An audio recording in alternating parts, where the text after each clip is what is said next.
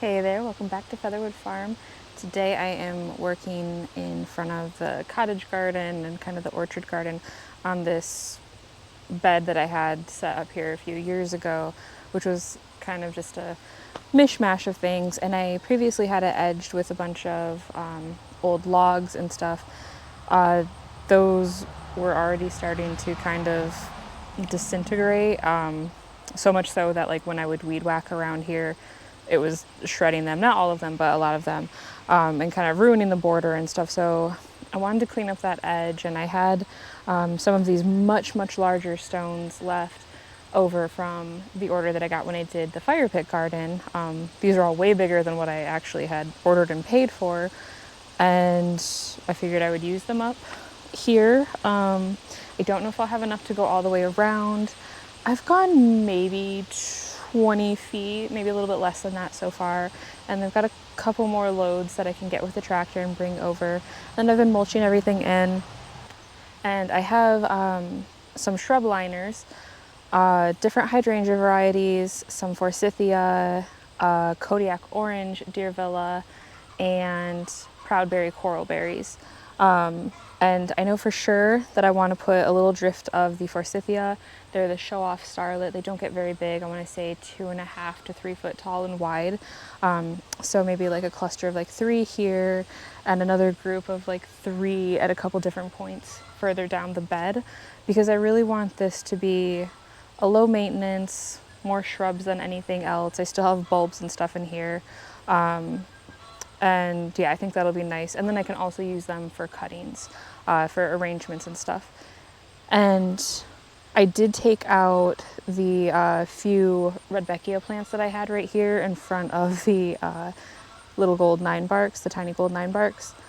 And I got those moved a little bit further down. I pulled out one of the Uri iris, and I'll get that planted inside the fence over there in a bit. So yeah, a few things getting moved around, things getting added, but definitely the primary focus is getting this edge cleaned up, and I'm about halfway done. So I'm gonna get back to work and finish up that edge, get as much of it as we can. If I have to get another load of stone, I will, because, let me take you. All right, so you can see how far I have gotten, and I don't know how well it translates on the camera, but these are much larger than the ones around the fire pit garden. I think that's kind of clear. And yeah, I finished about where the picket fence is, so I should have enough to, I want to say, get to about this point right here. I got all the weeds pulled out, took the hoe through, kind of cleared everything out as best I could. Right now it's some of those plug Monardas right here, and a cluster right there. Here's where I put the Rudbeckias, kind of surrounding this North Winds switchgrass, which did exceptionally beautifully this year. Really happy with that, and it's only gonna kind of fill out that area even more. And yeah, so I'm thinking I'll pop a forsythia in about right here, put another one right here, a cluster right there, and maybe one on the end on the other side of that button bush. If I take anything out of this bed, it either has to go to the compost or kind of another area in this bed, or possibly in the cottage garden, because there's the potential that it has both bindweed seed and root, as well as some thistle. And I am managing both. Actually, the bindweed, this year I've seen a very big decrease as compared to other years, so I'm really excited about that. I think I might finally be winning the battle against that, but the thistle is something I don't want spreading into any other part of the yard if I can control it.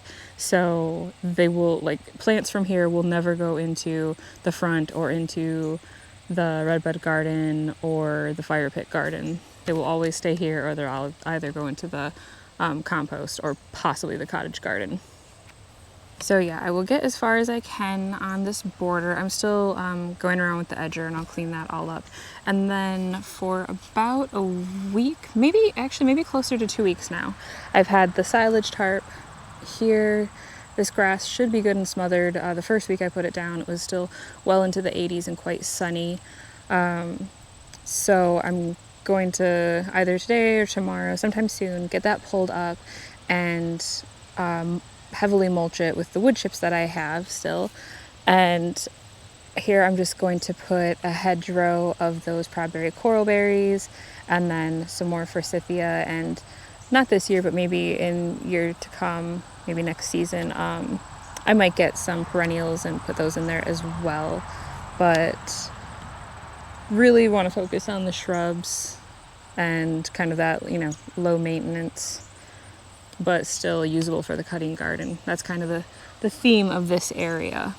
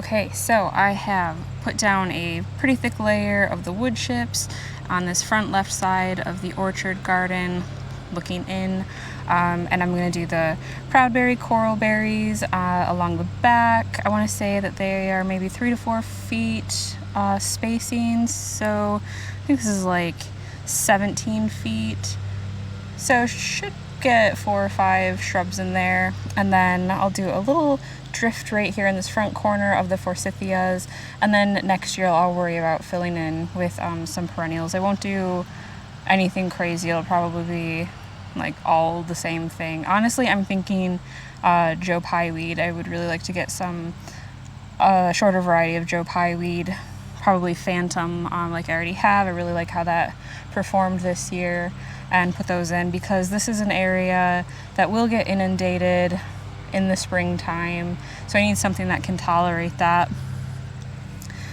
And I got all of the side mulched in as well, and got the little show-off starlit forsythias planted in that I wanted. I think I got 7 in over here. Here's 2 more. Gotta get that tag out. Yes, this is where the rocks ran out, unfortunately, but that'll be a next year thing, getting more stones in to finish up this and then finish that as well. I did not edge that side yet. I'll do that next year when I have more energy. But yeah, the rock border actually looks really nice. I think I will get specifically this size for next year when I put in another order, because I really like the way that they look.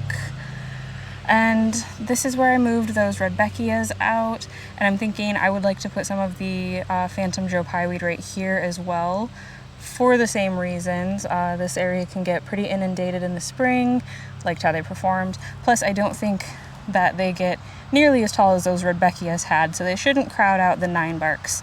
It'll be a good kind of middle layer in between the lady's mantle and the 9 barks. And then here's that last little drift of the teeny tiny forsythias. So this area should look really lovely in the spring, and there'll still be a lot of bulbs that'll pop up, especially over here and on the other corner. I don't remember, honestly, I don't remember in the middle what I have coming up. But there's kind of the overarching view, and it'll really look good once I finally get that other coat of stain on the fence like I need to. Should be any time here that the leaves start falling off of these 9 barks, and then I'll get to that. It'll make it a lot easier. So thank you for joining me today, and we'll see you in the next video.